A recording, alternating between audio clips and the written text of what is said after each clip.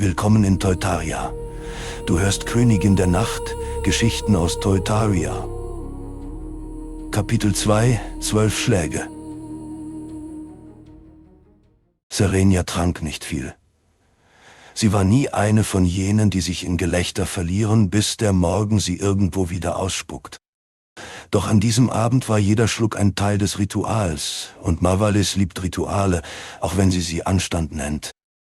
Sie hielt das Glas, hörte den Gesprächen zu, nickte bei den richtigen Stellen und wunderte sich, wie laut ein Saal sein kann, ohne dass man sich wirklich nahe kommt. Man sprach über Handelswege und Preislisten, über die Unzuverlässigkeit der Küstenwinde, über die neue Steuer der Hafenmeister. Man sprach über das Licht, das sich in dieser Epoche verändert habe, über Ätherfeuer, das lange brennt und doch wenig Wärme gibt. Es waren Worte, die wie Münzen klangen. Glatt, nützlich, kalt. Ceylan blieb bei ihr. Er tanzte mit ihr, wenn man es erwartete, und er nahm ihr die Hand, wenn sie sich unmerklich in ihre eigene Faust verkrampfte. »Du hast wieder diese Kälte«, murmelte er einmal, als sie nebeneinander am Fenster standen. Serenia zog die Hand zurück, als hätte sie sich verbrannt.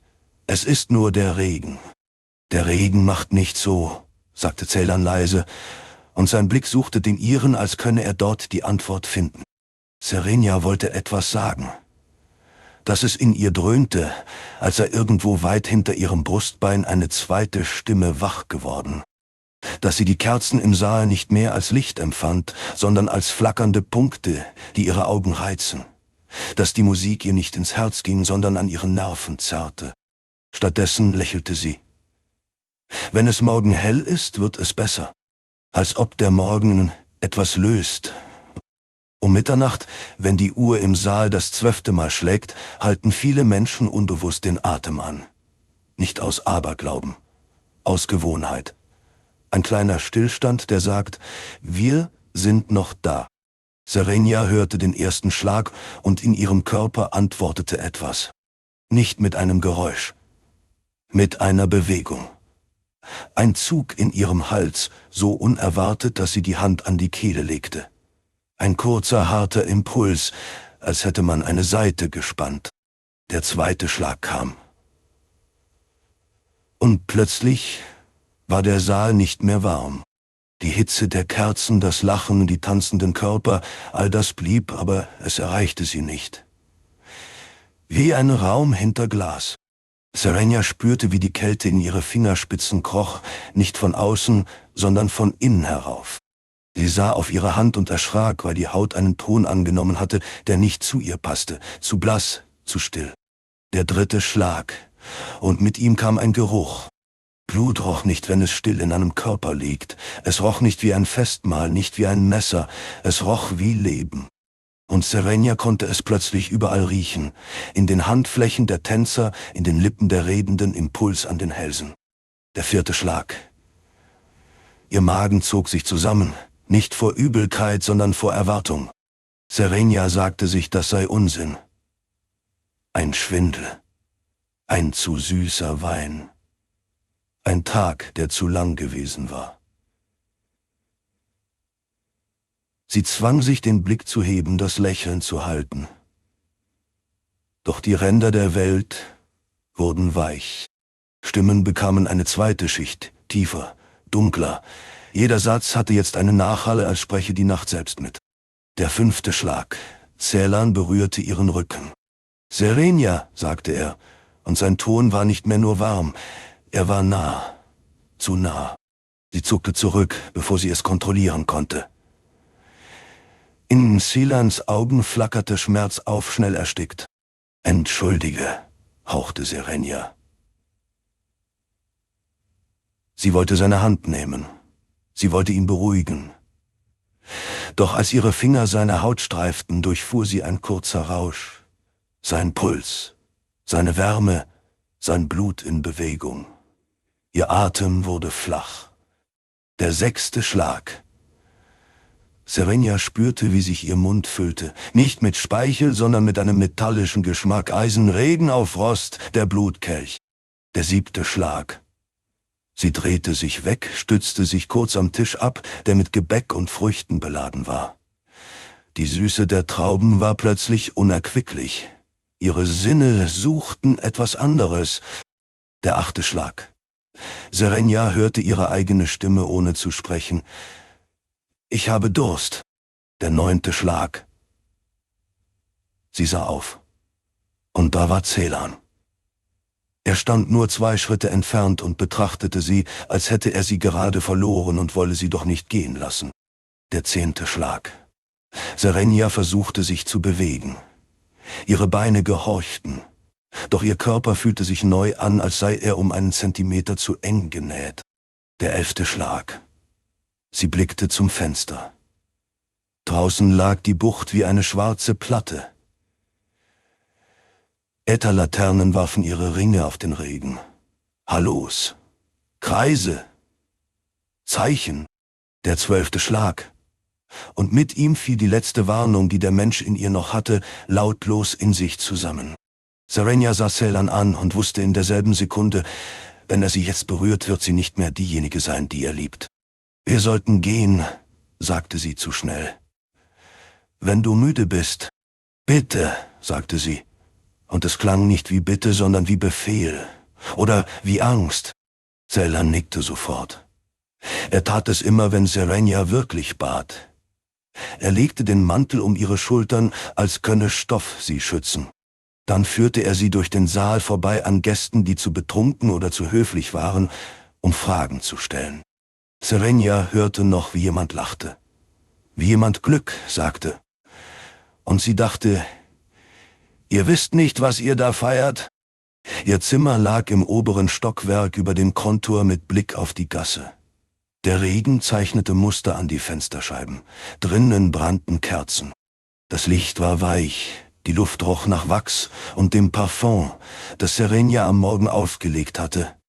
Es war ein Geruch von früher, von vorher. Ceylan schloss die Tür. Er atmete aus, als lasse er den Abend hinter sich. »Setz dich«, sagte er. Serenia setzte sich nicht. Sie stand mitten im Raum und fühlte, wie jeder Schatten an den Wänden eine Tiefe hatte, die vorher nicht da gewesen war. Die Ecken des Zimmers waren plötzlich mehr als Ecken. Es waren Möglichkeiten, Verstecke, Wege. »Serenia«, begann Ceylan vorsichtig, »du bist seit dem Wein.« »Sag es nicht«, flüsterte sie, weil das Aussprechen es wahr machen würde. Ceylan trat einen Schritt näher. »Was ist los?« Serenia hob die Hand, als wollte sie ihn aufhalten, doch ihre Hand blieb in der Luft hängen, weil ein anderer Impuls stärker war. Nähe. Es war ein seltsamer Zwang, nicht wie Lust, wie Hunger, und Hunger ist brutal, weil er keinen Anstand kennt. Ich brauche einen Moment«, sagte sie. Ceylan nickte, so wie immer. Er war geduldig. Er war gut. Er war der Mann, den sie gewählt hatte, weil er nicht brannte, sondern hielt. Serenia ging zum Fenster. Draußen. Regen. Hallos. Bewegte Schatten der Passanten. Sie presste die Stirn gegen das kühle Glas, als könne Kälte das Feuer in ihr löschen. Dann fühlte sie ihn hinter sich. Seine Hand auf ihrer Schulter, sanft, vertraut. »Es ist in Ordnung«, sagte Ceylan. »Wir müssen nichts, wenn du nicht...« Serenia drehte sich um. Ceylan stand sehr nah. Sein Gesicht war offen, ehrlich. Seine Augen suchten ihre, und in ihnen lag keine Forderung, nur Liebe. Und genau das war der Fehler. Die Welt zog sich zusammen auf einen Punkt. Ceylans Hals. Eine Linie von Haut über dem Puls, der dort schlug, ruhig, ahnungslos. Serenia hörte ihn. Sie sah ihn. Es war, als hätte jemand den Rest des Raumes ausgelöscht. »Serenia?« Ceylan lächelte zaghaft, und sein Lächeln war der letzte Tropfen, der das Fass überlaufen ließ. Sie trat zu ihm. Es war nur ein Schritt, nur ein Kuss, nur der Moment, den sie seit Wochen erwartet hatte. Ihre Lippen berührten seine. Und im selben Augenblick, als Wärme sich mit Wärme treffen sollte, spürte Serenia in ihrem Mund etwas, das nicht ihr gehörte. 2 scharfe Spitzen, die sich aus ihrem Zahnfleisch schoben, als wären sie schon immer da gewesen und hätten nur gewartet, sich zu erinnern. Serenia zuckte zurück. Erschrocken. Ceylan, Ceylan griff nach ihr, reflexhaft, um sie zu halten. Was? Seine Hand umschloss ihr Handgelenk. Seine Haut war warm. Sein Puls sprang an, weil er ihre Angst spürte. Und Serenias Körper antwortete. Sie hielt seinen Blick. Für einen Atemzug war da etwas in ihr, das schrie, »Lauf, lass ihn los, tu es nicht!« Dann war da nur noch Durst. Serenias Kopf senkte sich. Nicht wie ein Tier, das angreift, sondern wie jemand, der singt. Ihre Zähne fanden die Stelle, die sie eben noch nur angesehen hatte. Eine weiche Kuhle über der Schlagader. Sie spürte Ceylans Einatmen, das zu einem leisen Laut wurde. Und dann wärmte sich die Welt. Blut war kein Geschmack, es war eine Wahrheit. Der erste Tropfen brannte durch sie wie Feuer und Eis zugleich. Der zweite Tropfen nahm ihr die Knie. Der dritte Tropfen machte alles still. Serenia trank nicht gierig im Sinne von Hast. Sie trank wie jemand, der endlich wieder atmen kann. Ceylan versuchte sich zu lösen. Nicht aus Abscheu, sondern aus Schock. Seine Hand klammerte sich an ihr Kleid, riss Stoff. Seine andere tastete nach ihrem Gesicht, als wollte er prüfen, ob dies ein Traum ist.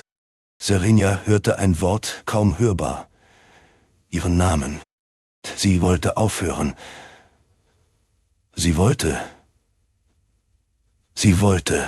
Doch der Blutkelch war nicht nur in ihrem Körper gewesen.